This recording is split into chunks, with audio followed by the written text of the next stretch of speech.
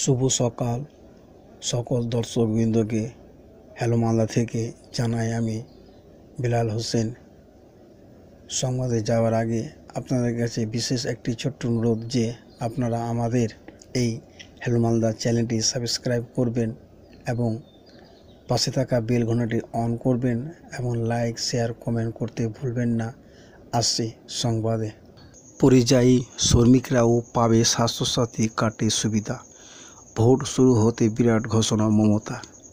রাজ্য জুড়ে লোকসভা নির্বাচনে দামামা বেজে গিয়েছে। আজ থেকে শুরু হয়েছে ভোট গ্রহণ পর্ব। প্রথম দফায় উত্তরবঙ্গে 3 আসনে কোচবিহার, জলপাইগুড়ি এবং আলিপুরদুয়ারে নির্বাচন হয়েছে। এবার বাকি আসনের পালা।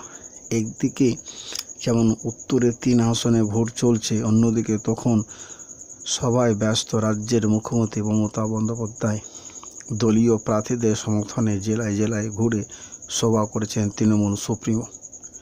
শুক্রবার এমন একটি সভা থেকে পরিযায়ী শ্রমিকের জন্য একটি বড় ঘোষণা করলেন মমতা বন্দ্যোপাধ্যায়। তিনি জানান, কাজের সুবিধার্থে রাজ্যের বাইরে যাওয়া পরিযায়ী শ্রমিকরাও এবার পশ্চিমবঙ্গ সরকারের স্বাস্থ্যসাথী কার্ডের সুবিধা পাবে। এদিকে সভা মঞ্চে দাঁড়িয়ে মুখ্যমন্ত্রী বললেন, পরিযায়ী শ্রমিকদের জন্য একটা পোর্টাল তৈরি করা হয়েছে। রাজ্যে 18 লক্ষ পরিযায়ী শ্রমিক আসনে আছে বলে জানান মমতা বন্দ্যোপাধ্যায়। সেই পোর্টালে প্রত্যেকের নাম এবং ঠিকানা পাওয়া যাবে। আসছি পরে সংবাদে। সঙ্গে থাকুন হ্যালো মালদা বাংলা নিউজ চ্যানেলের সাথে। এবার 3000 টাকা করে মিলবে লক্ষ্মী ভাণ্ডারে। ভোটের আগে হয়ে গেল বড়সড় ঘোষণা। পশ্চিমবঙ্গের লক্ষ্মীর ভাণ্ডার অত্যন্ত জনপ্রিয় একটি সরকারি প্রকল্প।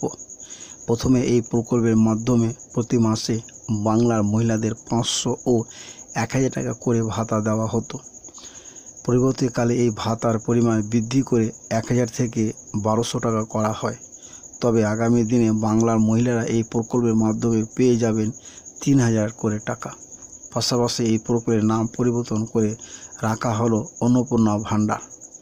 লোকসভা নির্বাচনের আগে এই ধরনের ঘোষণায় স্বাভাবিকভাবে অবাক হয়েছে অনেকে। তবে তৃণমূল কংগ্রেস সরকার রাজ্যে ক্ষমতা আসার পর থেকে একাধিক জনমুখী প্রকল্প চালু করেছে। তার মধ্যে অন্যতম জনপ্রিয় প্রকল্প হলো একটি লক্ষ্মীর ভাণ্ডার। 2021 সালের বিধানসভা নির্বাচনে তৃণমূল কংগ্রেসের বড় জয়ের পিছনে অন্যতম বড় ফ্যাক্টর ছিল এই প্রকল্প। গত রাজ্য বাজেটে সরকারের পক্ষ থেকে এই প্রকল্পের ভাতার পরিমাণ বাড়ানো হয় এবং এই প্রকল্পের আওতায় বর্তমান সাধারণ শ্রেণীর মহিলারা 1000 টাকা ও অনগ্রসর শ্রেণীর মহিলারা 1200 টাকা করে পাচ্ছেন। আসছি পরের সংবাদে। সঙ্গে থাকুন হ্যালো মালদা বাংলা নিউজ চ্যানেলের সাথে। মিলবে গরম থেকে মুক্তি। ঘূর্ণিপাতের দাপটে শনিবার থেকে ঝড় বৃষ্টি এই 5 জেলায় জানানো আবহাওয়া দপ্তর। বিগত কয়েকদিন ধরে তীব্র গরমে রীতিমতো হাঁসফাঁস করছে রাজ্যবাসী। শুধু তাই নয়, অবস্থা এমনটাই বেগতিক হয়ে গিয়েছে যে কিছু জেলায় ইতিমধ্যে সতর্কতা রয়েছে তাপ প্রবাহের। এমন অবস্থায় দুপুরের দিকে বাড়ি থেকে বেরোতে ভয় পাচ্ছেন সকলে। পাশাপাশি এদিকে নিয়ে আসা হয়েছে গরমের ছুটিও। তবে এই আবহে এবার একটি বড় আপডেট সামনে আনলো ভারতীয় মৌসুম ভবন। এই প্রসঙ্গে প্রাপ্ত তথ্য অনুযায়ী জানা গিয়েছে যে ঘূর্ণিপাতের জেরে শনিবার পশ্চিমবঙ্গে একাধিক জেলায় বৃষ্টির সম্ভাবনা রয়েছে, যার ফলে এই তীব্র গরম থেকে কিছুটা হলেও স্বস্তি মিলতে পারে। জানা গেছে ঘূর্ণিপাতটি মধ্য অসমের উপরে অবস্থান করছে। এদিকে এই ঘূর্ণিপাতটি পর্যন্ত উত্তর পশ্চিম বিহার থেকে একটি অক্ষরেখা বিস্তৃত আছে বলে জানা গিয়েছে, যার ফলে উত্তরবঙ্গের হিমালয়ের পাদদেশীয় জেলাগুলিতে বজ্রবিদ্যুৎ সহ বৃষ্টির সম্ভাবনা রয়েছে। শনিবার এই পাশাপাশি ঘন্টায় 30 থেকে 40 কিলোমিটার বেগে বইতে পারেও ঝোড়ো হাওয়া।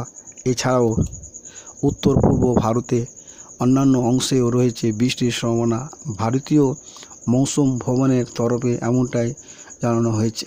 হ্যালো মালদা থেকে বাংলা সংবাদ দেখার জন্য আপনাদের সকলকে অসংখ্য ধন্যবাদ এবং আপনারা সুস্থ থাকুন, ভালো থাকুন, আনন্দে থাকুন এই আশায় সংবাদ আপাতত এখানে শেষ করা হলো।